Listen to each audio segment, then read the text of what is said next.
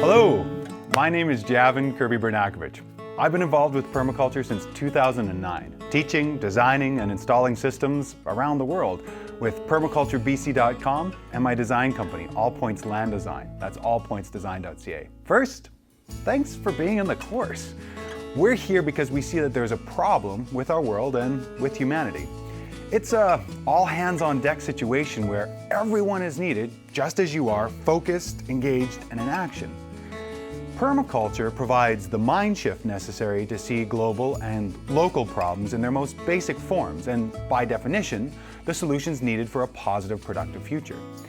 The old adage to change the world, we have to start with ourselves, takes a new spin with permaculture. To design a world of solutions, we must start by designing ourselves as those very solutions. This session is entitled Where to from Here.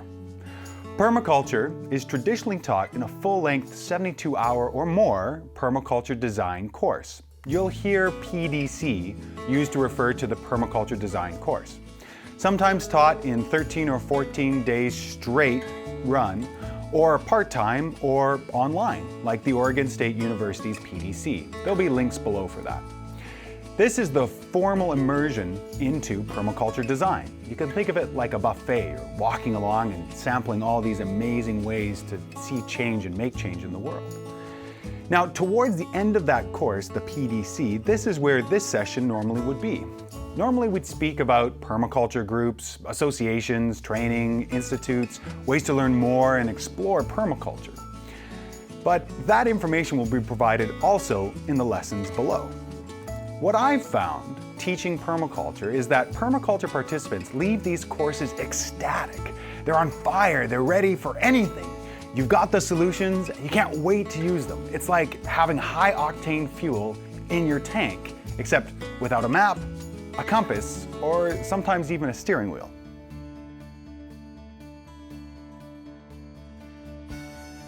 It's like being in the ocean with all the possibilities of land, but without a clear direction or means.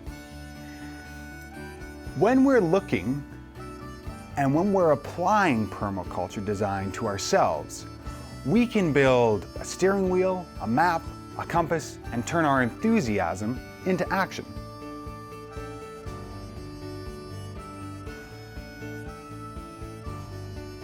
What I'm going to share with you today is a simple way to observe, design, and create the next steps for yourself in making a livelihood with permaculture.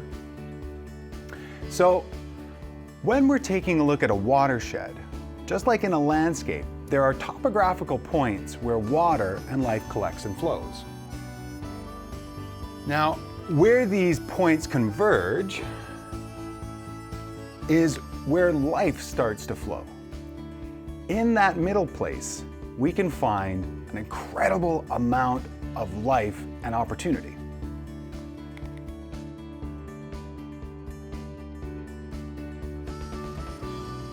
You remember, zone design is used to cluster elements for their frequency and intensity of use. The elements in Zone 1 are closer at hand and have higher usage than elements in Zone 3, for example. When we apply this concept of zones to ourselves, we discover something incredible. We discover our zones of brilliance.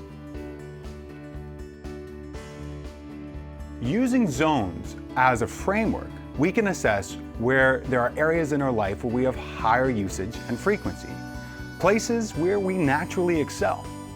Through observation, our zones of brilliance can be identified like the sectors of a landscape, physical attributes and energies that influence a site, or in this case, a person.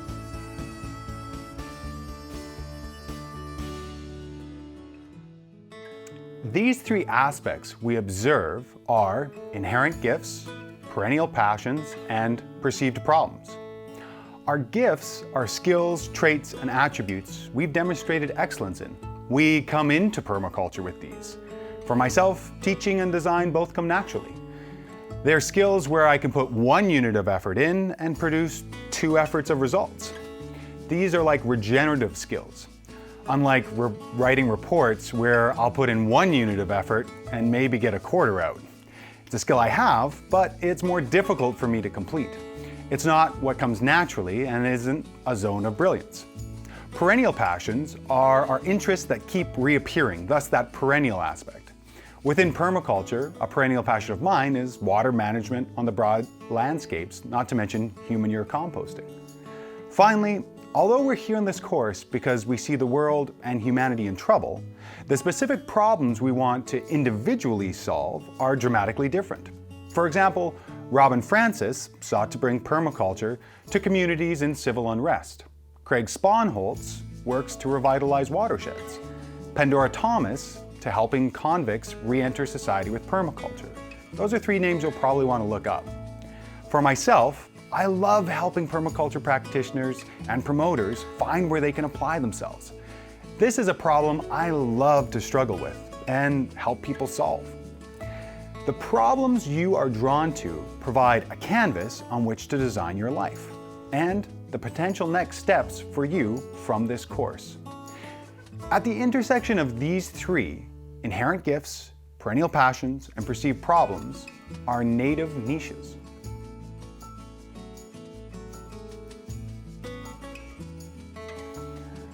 Just like areas where water naturally pools, so too at the confluence of these 3, your gifts, your passions, and problems, are niches where you naturally excel. And there's no one true niche. That would be like a monocropping of yourself. We aren't just one thing. We have many niches where we can explore and apply ourselves successfully within permaculture and within life. To discover these, we have to ask ourselves questions. Observational questions, like we do with landscapes and clients. Remember, the more specific your questions and answers are, the more specific your next steps can be. Here's a few to think about.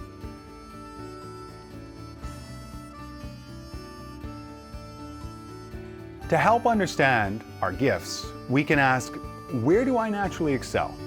What talent is in my DNA? Or what attributes, traits, and skills was I born with?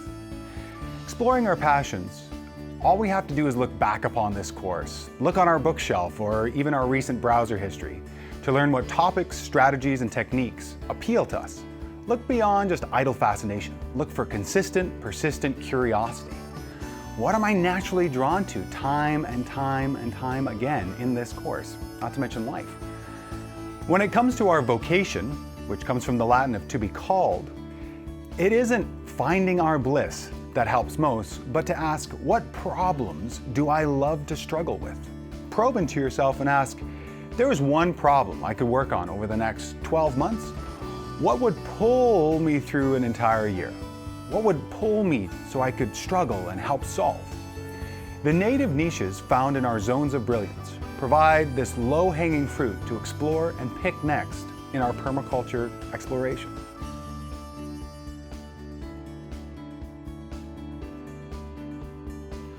Look for opportunities that you're pulled into versus having to push yourself into.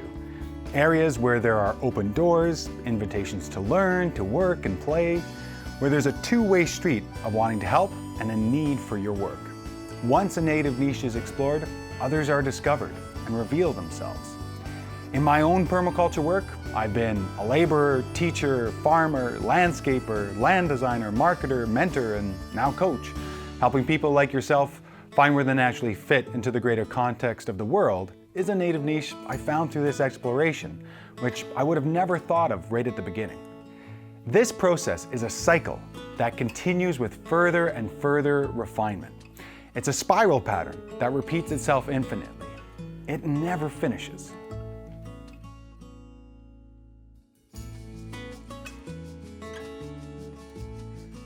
As Dan Gilbert said, human beings are works in process that mistakenly feel they're finished.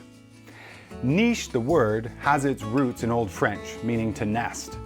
Think of niches as the nest you occupy in your community, where you can create and nurture your own livelihood.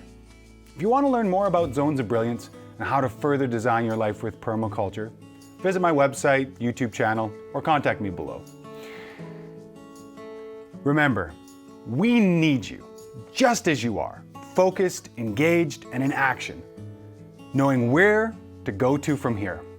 Thanks for being part of the solution. I'm glad to have you as an ally. I'm Javin Kirby Bernakovich. Be fruitful and multiply.